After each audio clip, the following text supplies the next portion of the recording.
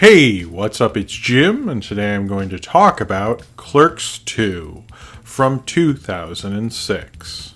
Now, I've been doing a series of reviews of Kevin Smith movies and the Askewniverse, and this is going to probably be the last one, as this was kind of the end of sort of my arc as a viewer with Kevin Smith as a filmmaker. And I think it is for a lot of people. Now, I reviewed before this Jersey Girl, which is not part of the Askewniverse, but I think is an important part of the story and the filmography and all that stuff. And when I watched Jersey Girl, which I don't think is a perfect movie, but is kind of like, it was a decent, I forgot what I said, but I was fine. But there's a video, you can watch me talk about it. But in that, it seemed like Smith lost kind of the thread with his audience, where he wanted to talk about being a father and maturity and like dealing with the self-sacrifice of fatherhood and things of that nature. And it seemed like his audience, who was younger, was not really ready for that movie at that time.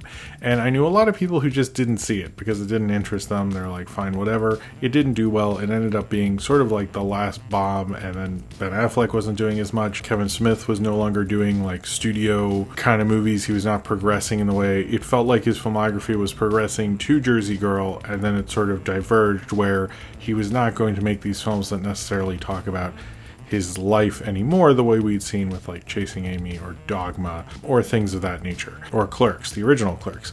And then you get to Clerks 2. Now, when this came out, most people who were seeing his movies as they came out had not seen a new film from him in 5 years.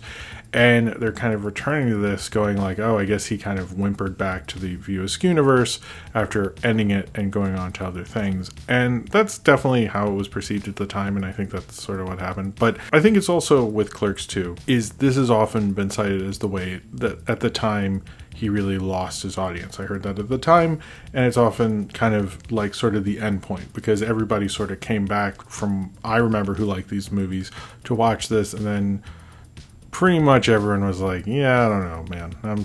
I think it was best that it didn't return. Or if they watched it, they liked it okay, but didn't watch it again, or, didn't watch it past 2007. The problem, I think, with this film is sort of a twofold thing, because I do think there's a bit of an issue where people wanted Dante and Randall to sort of move on from Quick Stop and like have an office job or something like that. How most of the people who watch this when they're young, how we're probably doing like entry-level sort of positions, and they expected Dante and Randall to be either that or a little above, basically, as we'd all kind of seen them as the cool older brother types at the time. And I sort of get that. I definitely think there's a bit of like classism in the fact that like people didn't really like that. Yeah, I don't think that was cool. I'm sure I attributed that because you just didn't want to accept that you'd be working a shitty, retail job or something like that. Cut to a month later when I was working a shitty retail job. The other thing I think is, in terms of the actual shitty retail job thing, is Clerks 2 is not Clerks and doesn't really try to be. And that's sort of the problem with it. Much like how when I saw Mallrats again after having seen Clerks, I kind of was like, if you just made this more like the first Clerks, I think it would have been a kind of a cool movie. But same with Clerks 2, he makes this other thing, and like he doesn't get the whole like, I'm stuck here to hang out at a retail job with like no aimless reason thing isn't there, because presumably he can't relate to that anymore. It's been over 10 years since Clerks came out, and when he was stuck with those kind of issues, which he really isn't at this time at all, he's like, making movies that cost millions of dollars and shit. You can tell that in the film. It's not about, he's still at the Quick Stop or he's at the movies or whatever, and he's stuck there and this is how he gets through the day. It takes on bigger meanings, but it feels like someone who's been through the Hollywood system and feels like this is how you make a Hollywood movie, not trying to capture his own experience anymore, which you got in Jersey Girl. His experience doesn't matter at this point. You get that towards the end, which I think is why people think this is a good movie. It's not, or at least according to me. You get some of his experience at the end, but for the most part, you're getting what's supposed to be a sort of gross out, typical sort of Hollywood movie. And as you're watching it, it just doesn't have the same vibe. It doesn't have the same authenticity. And it breaks so dramatically at some points. It feels like both someone desperate for like a comeback, like desperate to kind of like entertain you enough that you'll like think about some of these catchphrases and things like that. Almost like sort of understanding the characters, but pushing it in that kind of mid-2000s comedy way that just really doesn't work for the most part with these characters. You know, it feels post-gross-out comedy, almost pre-Apatow, which I think, you know, Apatow does owe a little bit that style of comedy. Those style of movies, how shitty they're directed, adds some to Kevin Smith, and you can get that. But this is sort of a weird point because it does feel like we're between when gross out stuff and kind of the profane things that Kevin Smith was known for were pretty much kind of dying off. And then, of course, you know, 40-Year-Old Virgin would happen, and so many other, you know, the Apatow thing would take off, and it felt like Smith made something that felt like both a relic, out of touch, and really pushing to be part of the conversation, even if it couldn't relate to the people it wanted to have a conversation with at that point. Now, Clerks 2 is about Dante and Randall. The quick stop catches fire at the beginning, which is in black and white, and then they had worked there for 10 years. A year later, they're both working at movies because, of course, Dante is engaged to Kevin Smith's fiance, who acts in this because why not? He's going to move to Florida with her, and her dad's going to give him a job and give them a house and sort of set them up, and he'll be set for life. And Randall's going to stay behind at movies, where they're working this shitty fast food job. Rosario Dawson's their manager, which dream on. There's no way she would have been a manager there. I'm sorry, but whatever. But Dante's kind of conflicted because he's really likes Rosario Dawson, because why wouldn't you? As sort of a thing with her, has to pick sort of between Rosario Dawson and Kevin Smith's wife, and is kind of stuck in this situation where is he going to move on from Jersey and forget all about this, or is he going to accept that maybe his life in New Jersey wouldn't be that bad? Most of it takes place during Dante's last day before he is supposed to move to Florida, and not all of it. And Jay and Silent Bob are sort of there outside of movies because they just follow Dante and Randall, I guess. And also the quick stop burned down, so that too. This film does talk about the acceptance of getting old and realizing your position and what you can do and what you feel is right, and maybe what you thought you wanted when you were younger is not what you wanted as an adult. And I like that part, which doesn't really fully work until the end. You know, the whole idea of Dante and Randall at movies is a bit like overly depressing. I think like had this come out like post the financial crisis, it would have been a little more relatable. At the time, you're like, why don't you guys just get a shitty office job? I don't understand. I do sort of get that, and I do kind of think that could have worked a little better if they were just like kept going to the quick stop or something. It feels like Kevin Smith is trying to make Clerks 2 work in the way that Clerks should have worked, but you could also make a comment on those entry-level positions that you're basically just doing customer service in a suit on the phone or something, rather than, you know, at the quick stop. At the same time, this does feel like Kevin Smith is settling. He worked with an experienced DP who didn't shoot the way his normal films are. I don't want to disrespect Dave Klein, who actually now works on The Mandalorian and stuff, which that is a total full circle. I like how some of the people like Scott Mosier, or Dave Klein, sorry, have moved on to, you know, bigger things. But Dave Klein comes back to be his DP in this. It's shot like a regular Kevin Smith film. It's washed out like it's Three Kings for, I do not understand why it is. It looks awful. It's like his worst looking movie. It's probably worse than Clerks because you know he knows better, and it's like not, that's the other thing, is the filmmaking in this is like noticeably terrible. And it's kind of hard to go from like Jersey Girl, where like he, you know, has a professional crew. This is his big like Ben Affleck starring vehicle, and then he goes to this, and it's like, what is your point, man? Like, why is Jay and Silent Bob Strike Back and Chasing Amy's even shot better than this? Like this is like the color correction's like real awful, like is really bad. I get like the purpose of it, but like maybe if it was in black and white, I would have accepted it more. I was wondering that actually, like if I desaturated this, would I accept it more? This is also post the Clerks animated series, which was really great actually. It's probably one of the best things Kevin Smith has ever done, and this feels like it sort of wants to do some of the Clerks animated series stuff, which I feel like Jay and Silent Bob Strike Back did probably the best of any of his live action things, and this just doesn't do very well. As well as I think one of the things about Clerks, the original, it has all these like Star Wars jokes. It has things like that you like in these rants, and all the things in here are terrible. Like this whole porch monkey thing, which I really hate. Like it is just like, I've never liked that joke. It is not funny. It is just pretty racist, and like all the homophobia stuff that like with the donkey show thing, it just like feels like wow, this comedy's so wrong. And it's like, I get that Clerks sort of was that for people, but there was more heart to it that felt authentic, and this just like feels very inauthentic from like that.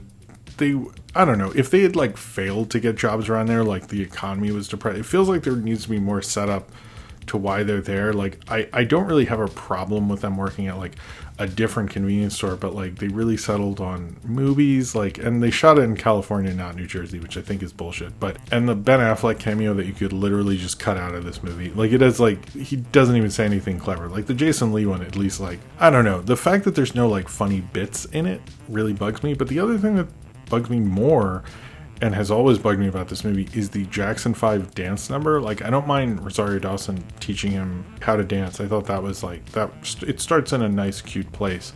But then everyone in the restaurant's dancing, and you're like, what the fuck is going on? And then suddenly there's like a flash mob dance thing out of nowhere, and it like really is like, what is the world of this movie? Like, I don't understand. Like so that's clearly a fantasy, but like it just feels like it breaks the whole fabric of the thing. To have a cutesy dance sequence, which I don't think really works, it like really honestly hurts the movie. Like this is only the second time I've seen this film, and it breaks me completely. And then the whole thing with the conservative autistic guy, I guess, is just really awful. And like the pillow pants thing, I don't think that's funny.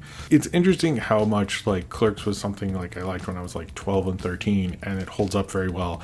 And this is something that is from 2006 and holds up, like it barely held up at the time, and it holds up even worse now. I really hate most of the humor in this. They diss on Lord of the Rings, but like you could have done something on the prequels or something like that like would have probably been fun, which they don't even attempt to do. And I get like Star Wars humor was not like as cool in 2006, but they don't have really a replacement for it. They don't know what they're doing with it. It does feel like he's not even sure where he fits into nerd culture at that time, when he was like the center of it for so long. It feels like he just like detached himself and didn't care, but still expects me to sort of like these guys at this point. And even the things with their characters almost felt inauthentic, like that go-kart sequence. Like, what, did they like go-karts? Where the fuck did that come from? Like, why didn't they go play hockey? Like, part of me was thinking later, like, couldn't they have just gone to the quick stop and played, hockey on the roof again? And you'd be like, oh, because this is their release or something. Or they could have played it in the parking lot of the quick stop, and it could have had that feel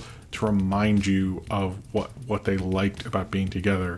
Instead of like go-karts, you're like, did they talk about that and I like forgot it? Maybe they did, but it just felt like sort of a break that made no sense.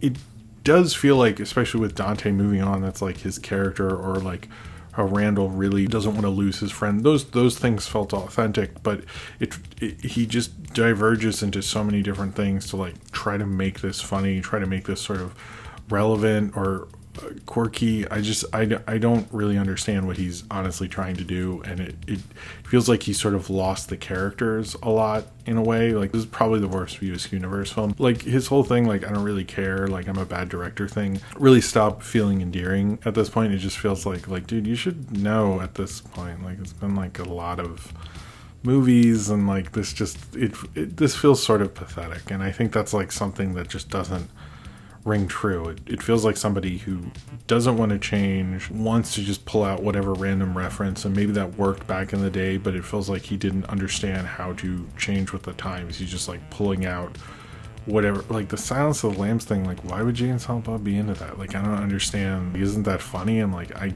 guess it's funny. I don't really think it's funny at all.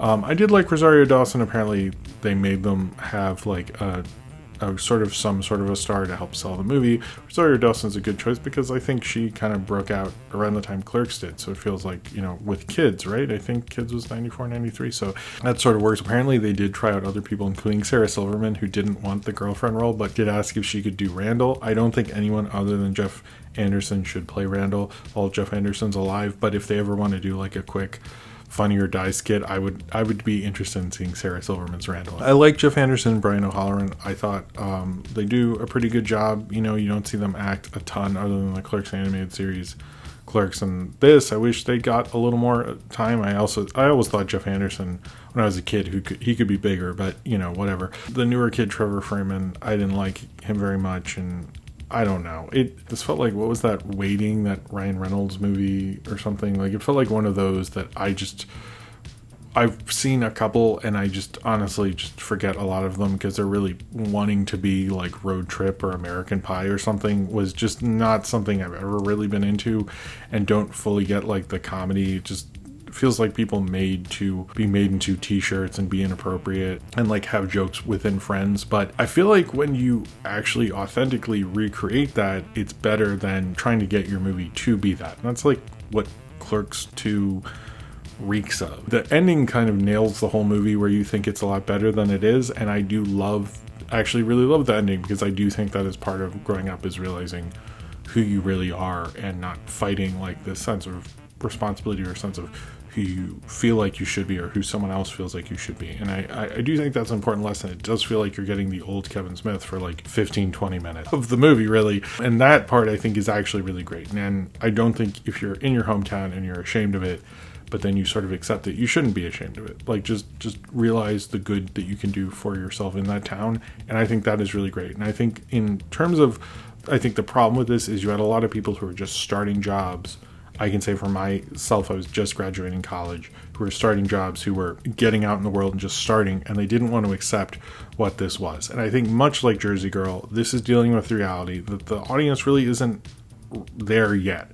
I'm not saying you're stupid or something like that. I'm just saying there's sometimes films aren't necessarily inappropriate for you. It's just the level of what they're talking about is not something you're ready to engage with at that time. And you can get to them later, and then when you see them, you're like, oh my god, I get it now. And I think at the time, maybe I know from myself as a viewer and other people, we're not ready to accept like, hey, I would be stuck in the fucking quick stop. I would, have to make the best of my hometown or something like that.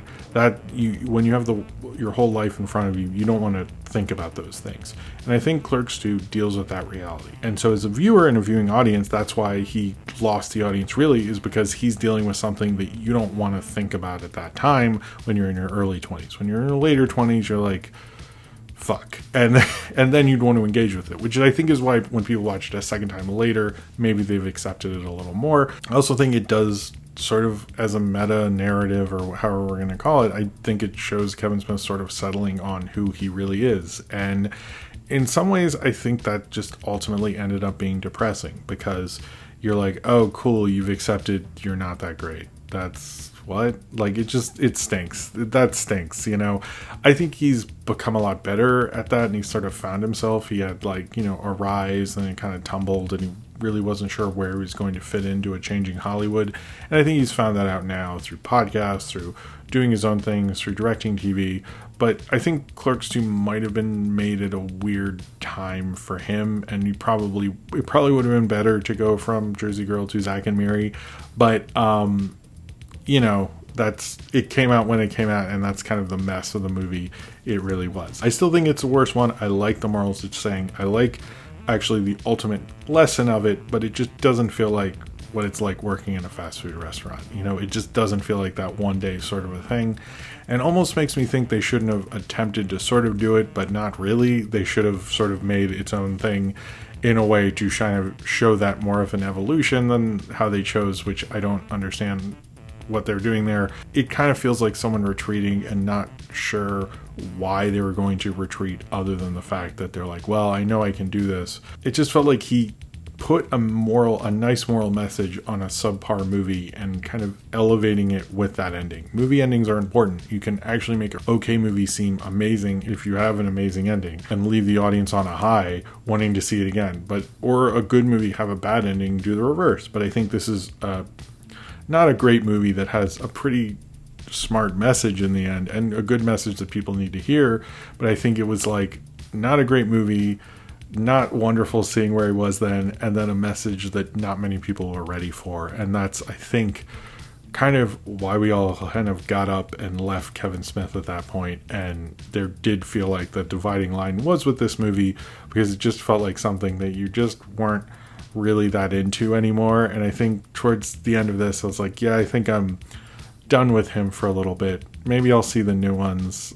Maybe if I'm through Patreon, the movie review vote or something, and made to see those, I will. But I think through my exploration a second time, I'm like, I think I'm sort of done. But I'm glad for the memories we had with these films. I'm glad for growing up with them. That was fun. But in the end, you kind of accept where you are, and then you're like, okay, at the end of this, you go, I think I'm good, man, but thanks for everything. So if you've seen Clerks 2 and you would like to talk about it, then comment below in the comments and subscribe if you would like to.